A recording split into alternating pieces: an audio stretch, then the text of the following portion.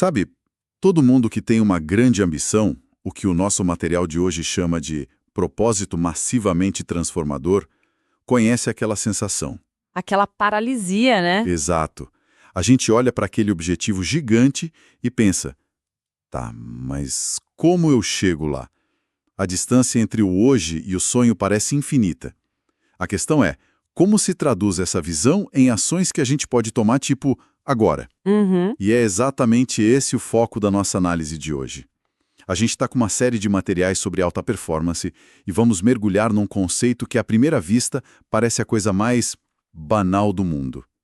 A lista de tarefas. A famosa lista de afazeres. Pois é, só que a nossa missão aqui é ir além do óbvio. Não vamos só falar de organização. Vamos investigar por que as fontes afirmam que essa prática simples, quando feita de um jeito muito específico, é um dos gatilhos mais poderosos para o flow. Aquele estado de performance máxima. Exato. Aquele estado em que a gente se sente e se desempenha no nosso melhor. Vamos desvendar a psicologia e a neurociência por trás disso. E, claro, como aplicar na prática. Perfeito. Então, vamos começar pelo básico. O material organiza os objetivos numa espécie de pirâmide, né? No topo tem esse propósito maximamente transformador. O sonho grande. Isso. Abaixo dele vem as metas difíceis e, na base de tudo, as tais metas claras. Como é que essas três coisas conversam entre si? Essa imagem da pirâmide é perfeita. As metas claras são os tijolos. São, assim, as ações concretas do dia a dia, os itens da sua lista. Ok. O exemplo que as fontes dão é muito bom para ilustrar. Digamos que o seu propósito seja escrever livros que mudam o mundo. É gigante, é abstrato. Totalmente. A sua meta é difícil, um degrau abaixo poderia ser terminar o primeiro rascunho de um livro sobre flow até dezembro. Já é mais concreto, mas ainda intimida um pouco. Certo. Ainda é um projeto de meses. Não é algo que eu possa, fazer hoje. Exato. E é aí que entra a meta clara. A meta clara é: hoje eu vou sentar e escrever 500 palavras. É específico, é mensurável, é acionável agora. Entendi. A mágica e o que diferencia isso de uma lista de tarefas aleatória é que cada um desses tijolos, cada meta clara, está diretamente empilhada para construir o muro da sua meta difícil. E esse muro, por sua vez, sustenta o telhado do seu propósito. Nada é por acaso. Isso já muda a perspectiva. Porque a minha lista de tarefas, muitas vezes, parece um monte de coisas aleatórias que precisam ser feitas. Responder e-mails, comprar leite. Ligar para fulano. Exato. Não tem essa sensação de estar construindo algo maior, sabe? E essa é a armadilha em que a maioria das pessoas cai.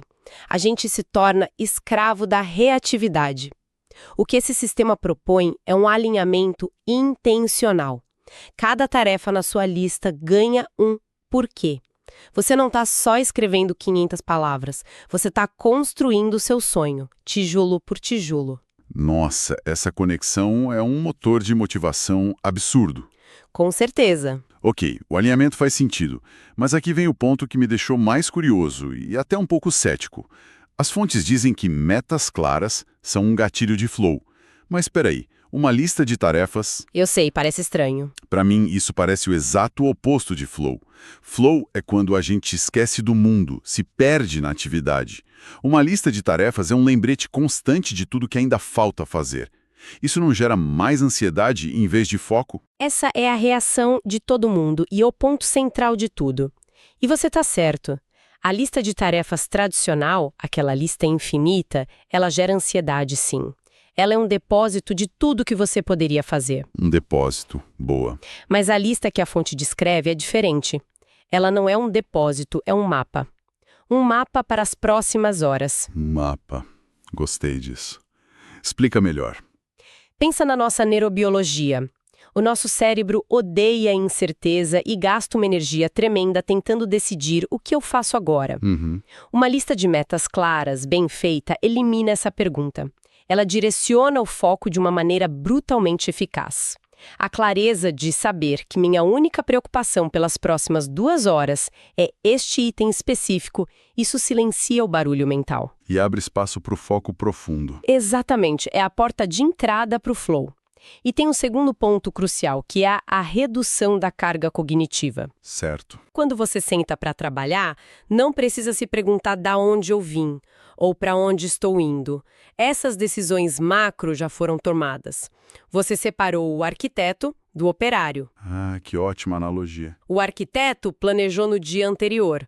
Hoje, o operário só precisa assentar os tijolos sem ter que consultar a planta a cada 5 minutos. Essa separação libera uma quantidade enorme de recursos mentais. Entendi, você não está gastando energia para decidir, está gastando energia para fazer. E o material também entra na química cerebral disso tudo, né? A tal da dopamina. Sim, e isso é o que torna o processo quase viciante, no bom sentido. A cada item que você risca da lista, o cérebro te dá uma pequena recompensa, um micro-hit de dopamina. A dopamina, o neurotransmissor da motivação. Isso, do bom trabalho. Continue assim. É como um pequeno joinha químico que o cérebro se dá. Perfeito. É um ciclo de recompensa. Cada tarefa concluída é uma pequena vitória. E o cérebro adora vencer. Então ele diz, isso foi bom, me dê mais disso. E aí você constrói um impulso. Exatamente, o momento. A tarefa de hoje, impulsionada pela dopamina da vitória de ontem, te prepara para a tarefa de amanhã. É uma bola de neve positiva. Ok, a teoria é fascinante, a neurociência faz todo sentido. Mas eu imagino que quem está nos ouvindo agora esteja pensando, beleza, me convenceram. Como eu aplico isso amanhã sem criar uma lista de 200 itens e me frustrar no primeiro dia? Essa é a pergunta de $1 milhão. E o como é tão importante quanto o porquê. A instrução mais importante e que muda completamente o jogo é: você cria a lista para o dia seguinte, no final do seu dia de trabalho de hoje. Ah, isso é contraintuitivo. A maioria das pessoas faz a lista de manhã, com o café na mão. E é por isso que elas já começam o dia perdendo. Ao planejar no final do dia anterior, você aproveita o momento em que ainda está imerso no contexto do trabalho. Você sabe quais são as prioridades. Certo. Mas o principal benefício é psicológico. Você encerra o dia com clareza e descarrega a mente. Você não vai para casa com aquela nuvem de amanhã eu preciso fazer isso e aquilo e não posso esquecer daquilo outro. Você terceiriza essa preocupação para o papel. Exato. É como se você enviasse as instruções para o seu eu do futuro. O eu da manhã, que ainda nem tomou café, que está meio grogue, não precisa decidir nada. Ele só precisa olhar a lista e executar a primeira tarefa. Perfeito. Você elimina a hesitação matinal, a paralisia por análise, acordar e já saber exatamente qual é o primeiro passo é um superpoder de produtividade. E sobre o tamanho da lista? A tentação é sempre colocar mais e mais coisas para se sentir produtivo. Mas a fonte fala sobre encontrar um ponto ideal. Sim, e aqui a ideia é se desafiar, mas não se quebrar. O material sugere um processo de autoobservação. Comece com, digamos, 5 itens. Se ao final do dia você os completou com folga, talvez amanhã possa tentar 6. Entendi. E calibrando. Isso. O exemplo dado é de alguém que encontrou seu ponto ótimo entre 6 e 8 itens significativos por dia. Mas 6 a 8 itens? Para algumas pessoas isso pode parecer pouco. A fonte não corre o risco de incentivar uma certa complacência em vez de um esforço máximo? Ótimo ponto, é uma preocupação válida. Mas a chave aqui é a diferença entre estar ocupado e ser produtivo. Certo. O objetivo não é fazer mais coisas, é fazer as coisas certas com excelência. É um jogo de impacto, não de volume. Fazer 6 tarefas que estão perfeitamente alinhadas com seu propósito é infinitamente mais produtivo do que fazer 20 tarefas reativas que só te mantêm apagando incêndios. Qualidade sobre quantidade. Sempre. E isso me leva a um dos maiores benefícios que a fonte menciona e que para mim foi o verdadeiro ahá. A ideia de saber quando o dia de trabalho terminou. Nossa, isso é fundamental. Para pessoas ambiciosas, isso é um desafio gigantesco.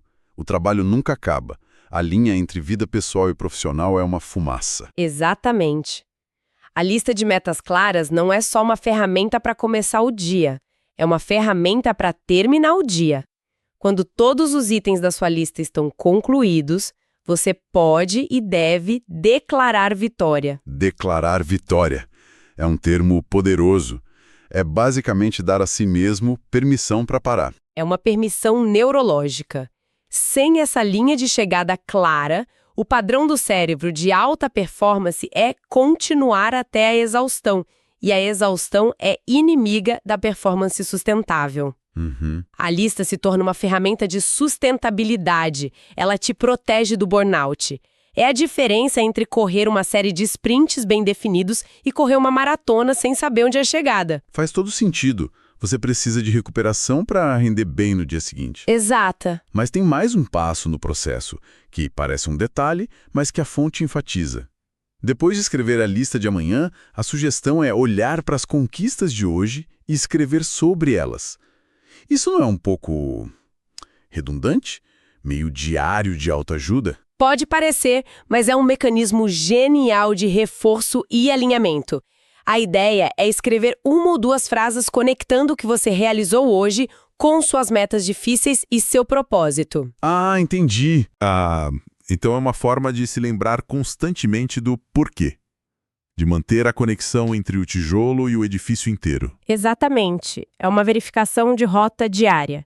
Você está garantindo que a escada do seu esforço diário está apoiada na parede certa. Entendi. No começo, o material sugere fazer isso todo dia, para criar o hábito.